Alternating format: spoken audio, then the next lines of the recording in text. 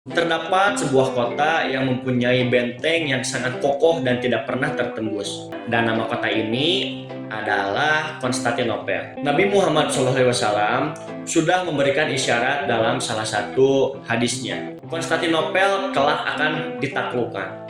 Siapakah pemimpin yang bisa menaklukkan Konstantinopel? Bernama Sultan Muhammad II. Langkah pertama yang ia lakukan adalah ia menutup Selat Bosporus. Untuk memperkuat kontrolnya, ia membangun sebuah benteng megah yang bernama Rumeli Hisari. Sang Sultan juga memesan meriam raksasa dari seorang ahli senjata asal Hongaria yang bernama Orban.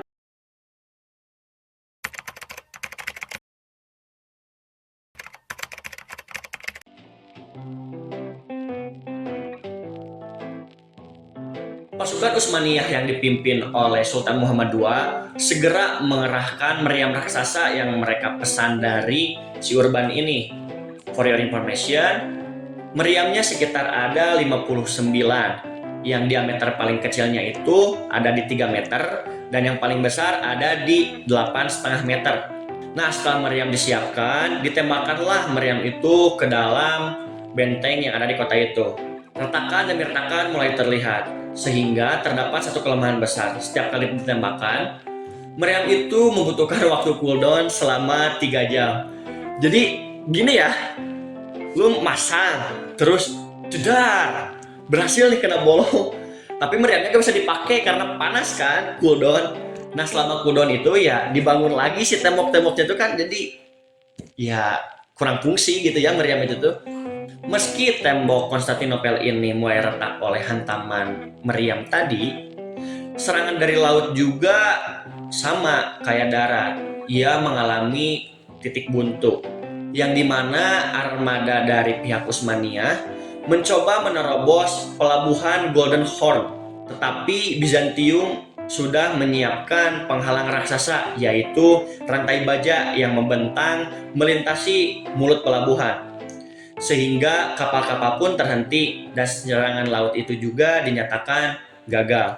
Maka peperangan dimulai, meriam pertama ditembakkan. Yang menang Muhammad Al-Fatih atau Konstantinopel? Maunya Muhammad Al-Fatih, tapi kejadiannya serangan dari 3 arah kalah total. Kenapa kalah total? 400 kapal dihabisi hanya dengan sekitar 27 kapal Konstantinopel. Loh kok bisa habis? Karena 27 kapal Konstantinopel ini jauh lebih besar daripada kapal kaum muslimin. Kalah total di lautan, sebelah daratan dipasang rantai segede kingkong. Kapal-kapal nggak bisa masuk. Lalu bagaimana dari sebelah barat? Meriam-meriam ditembakkan. Betul, sekali tembak hancur porsi besar dalam dinding mereka. Tapi baru ketahuan kelemahannya. Apa kelemahannya? Reloadnya 3 jam sekali. Paham tuh sekalian? Tembak, sebentar jangan diisi dulu lah, kenapa? Ini pergesekan yang sangat luar biasa, panas, kalau dipasang nanti pecah, jangan diemin dulu. Udah didiemin dulu, pendinginan dulu, cooling down, kan 3 jam sekali baru bisa tembak lagi. Bayangkan, 7,5 kilometer, 69 meriam, 100 meter 1 meriam, nggak bisa jebol. Lah kenapa? Jebol hancur semen, jebol hancur semen, tembak hancur semen, tembak hancur semen. Paham teman sekalian? Semua itu nggak terjadi kemudian yang mereka harapkan dari tanggal 6 April 1453 sampai tanggal 20 April 1453, 2 minggu mereka di depan tembok, mereka pikir mereka bisa menang, ternyata kalah total. Di tengah kebuntuan perang yang berlangsung kurang lebih selama 2 minggu, Muhammad Al-Fatih mulai merenungkan tentang perang ini. Muhammad Al-Fatih mengumpulkan pemimpin-pemimpin atau jenderal-jenderal yang ada pada saat itu. Muhammad Al-Fatih berdiskusi dengan mereka.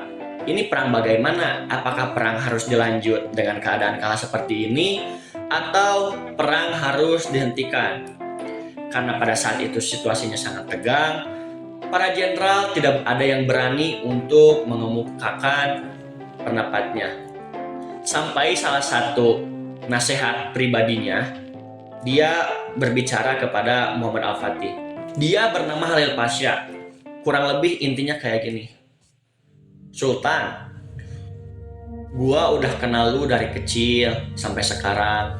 Lu adalah orang yang hebat, tapi lu ya kurang persiapan, kurang ini itu, sehingga perang kali ini ya mau gak mau harus mundur. Karena ya seperti yang terlihat, perang ini sudah kalah.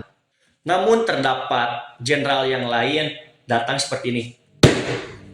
Sultan, kita datang ke sini tuh membawa 2 kemuliaan. Yang pertama, kemuliaan untuk merebut Konstantinopel sesuai dari jawaban Nabi, hadis Nabi. Yang kedua, kalau kita mati kita syahid. That's it.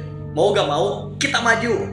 Nah, dengan adanya omongan dari salah satu jenderal, membuat motivasi dari Sultan Muhammad II ini mulai menggebu-gebu kembali. Lalu dia juga terpikirkan sesuatu yang out of nowhere gitu ya, di luar nalar. Yaitu dia kepikiran untuk membawa kapal-kapal tadi melewati pegunungan.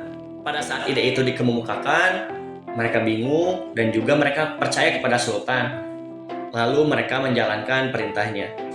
Fun fact-nya, orang yang ngajak mundur Sultan Muhammad II itu bernama Khalil Pasha. Dan dia telah disogok oleh pihak Konstantinopel agar menyarankan Sultan Muhammad II itu mundur. Jadi ya, tikus itu dari zaman dulu udah ada di mana-mana. Yang berani ngomong cuma satu orang, namanya Khalil Pasha. Khalil Pasha datang pada Muhammad Al-Fatih. Khalil Pasha ini penasehat semenjak zaman bapaknya. Sudah sepuh banget, sudah senior. Dia bilang, Muhammad, bukankah saya adalah penasehat dari zaman bapakmu? Iya. Muhammad, saya melihat kamu dari kecil. Saya melihat kamu tumbuh jadi dewasa, menjadi seorang panglima yang diharapkan oleh umat. Enggak ada yang bisa memimpin semua ini kecuali kamu di masa depan. Lalu dia bilang begini, tapi dari tadi tuh saya lihat kamu tuh keras kepala luar biasa. Kamu itu membawa pasukan menuju jurang kehancuran. Kalau kamu tetap keras kepala seperti ini. Belakangan diketahui dia sudah disogok oleh Yunani. Lalu kemudian dibilang nih, pulang saja. Kita ambil kemudian upeti dari mereka, kita balik lagi. Al-Fatih nggak suka. Sebelum selesai ngomong orang ini, orang sepuh ini, meja dibanting. Duar! Seorang mualaf namanya Zaganos Pasha. Zaganos Pasha bilang gini, jangan dengarkan kata-kata dia hendak memadamkan semangat dari dalam diri kita. Ingat baik-baik, kita datang tidak pernah berharap untuk kembali selain hidup mulia atau mati syahid. Dan saya tidak mau kita kalah di bawah tumpukan batu-batu ini.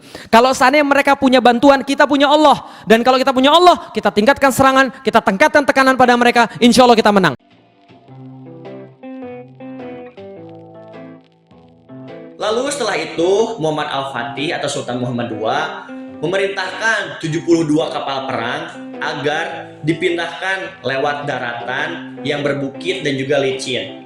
Untuk perjalanannya dipersiapkan dengan kayu gelondongan yang telah dilumuri oleh minyak.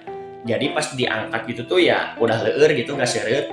Sehingga kapal-kapal tersebut bisa meluncur melewati daratan seperti di atas rel. Dan hebatnya lagi, itu terjadi dalam waktu semalam. Kamu bayangin, 72 kapal diangkat ke darat dan berlangsung selama 1 malam. Kelihatannya mustahil, tapi ya itu berhasil dilakukan. Ketika fajar tiba, pasukan Bizantium dikejutkan oleh pemandangan yang tak masuk akal. Ya lu coba bayangin, bangun-bangun, terdengar suara takbir, banyak orang kaget lihat keluar, di atas gunung gitu ya, ada kapal, gak kaget gimana coba pasukan Bizantium. Lalu pada tanggal 27 Mei 1453, suasana di luar tembok Konstantinopel berubah. Muhammad Al-Fatih memerintahkan semua pasukannya untuk berkumpul. Pada malam itu, sang sultan yang berusia 21 tahun berkeliling dari barak ke barak yang lain. Anjay, keren banget ya 21 tahun. Coba, gua 21 tahun udah ngapain ya? Lagi push rank kali. Back to the topic. Dengan suara yang tenang tapi penuh keyakinan, Sultan Muhammad Al-Fatih mengingatkan bahwa besok kita akan menjemput janji Rasulullah. Kita adalah pasukan yang dijanjikan oleh Rasulullah di dalam hadisnya. Tak lupa, di setiap barak, para ulama berdiri di hadapan barisan. Mereka mengibarkan semangat dan juga doa dengan bacaan Al-Quran. Tenda-tenda dipenuhi dengan obor, suara takbir terus bersahutan, mengguncang hati siapapun yang mendengarnya. Malam itu, pasukan Utsmaniyah tidak tidur dengan rasa takut, melainkan mereka tidur dengan rasa iman dan takwa, dengan penuh keyakinan bahwa besok kita akan memasuki Konstantinopel. Esoknya, pada tanggal 28 Mei, adalah hari yang tenang dan juga sangat hening. Tidak ada dentuman meriam, tidak ada pasukan yang berperang. Al-Fatih memerintahkan seluruh pasukannya untuk berpuasa, memperbanyak doa, dan juga bersiap secara rohani. Karena Muhammad Al-Fatih yakin bahwa sebelum dia melakukan usahanya, dia membutuhkan pertolongan Allah terlebih dahulu. Dan dari kejauhan, mereka bisa mendengar lonceng-lonceng gereja berdentangan di dalam kota. Kaisar Konstantinus 11 mengumpulkan seluruh rakyat di gereja Hagia Sophia. Orang-orang Bizantium ini berdoa sambil menangis karena mereka tahu tembok yang selama ini telah melindungi mereka selama berabad-abad kini akan runtuh. Malam itu semua orang berdoa sesuai dengan keyakinannya masing-masing. Dua dunia yang berbeda bersujud kepada Tuhan yang berbeda. Di luar tembok, ratusan ribu pasukan Utsmaniyah mengadakan tangan ke langit. Bagi orang-orang yang di dalam tembok, ribuan warga Bizantium berlutut memohon perlindungan. Malam itu, langit Konstantinopel dipenuhi dengan doa, tangis, dan juga harapan yang bertabrakan antara pihak yang di luar tembok dan juga yang di dalam tembok.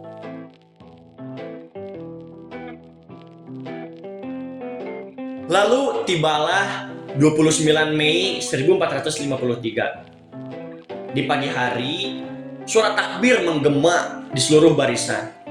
Muhammad Al-Fatih mengangkat tangannya dan juga berteriak kepada pasukannya, Allahu Akbar. Lalu serangan itu dimulai. Gelombang pertama, prajurit maju menerobos parit dan juga tembok Bizantium ini.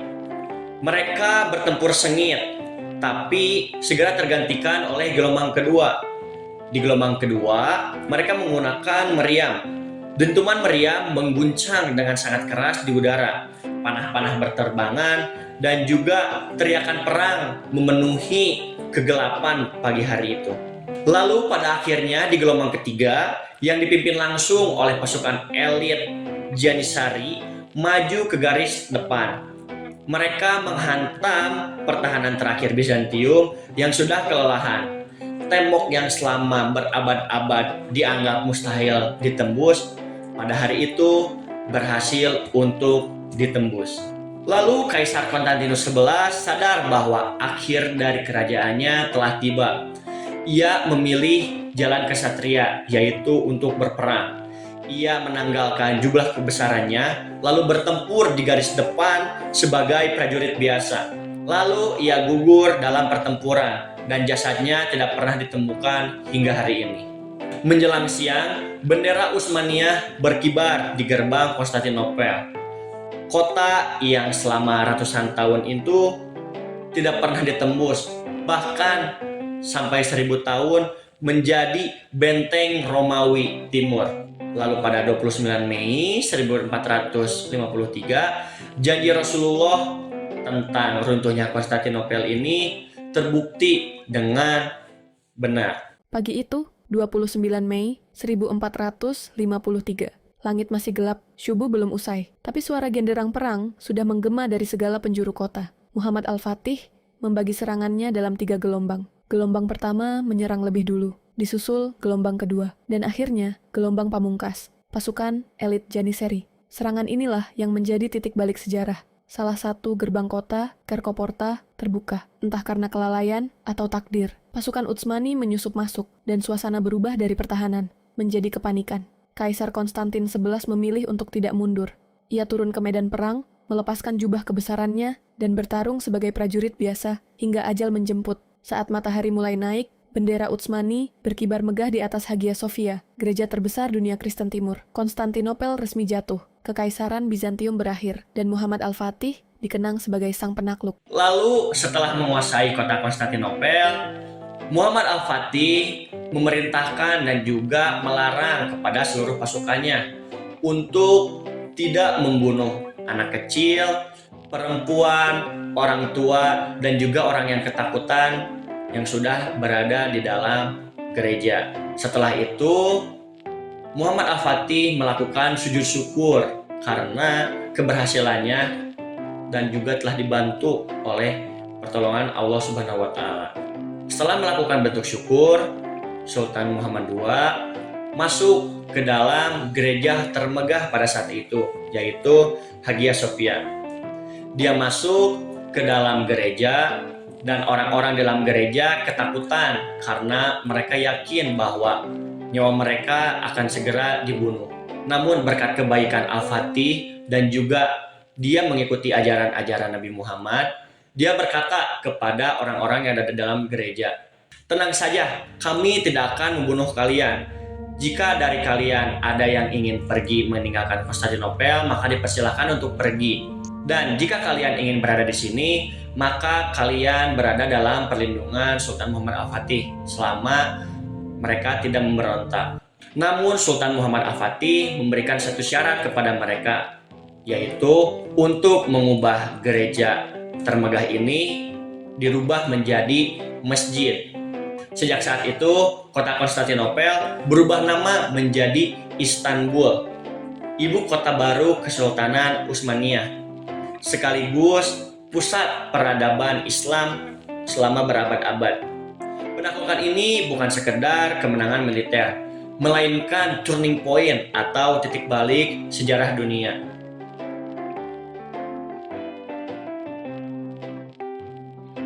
Oke, gimana menurut kalian mengenai kisah Muhammad Al-Fatih ini?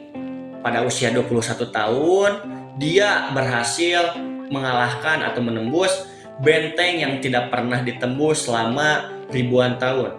Jika kalian mempunyai teori ataupun pendapat terhadap yang gua ceritain tadi, kalian bisa komen di kolom komentar dan juga berikan pendapat kalian.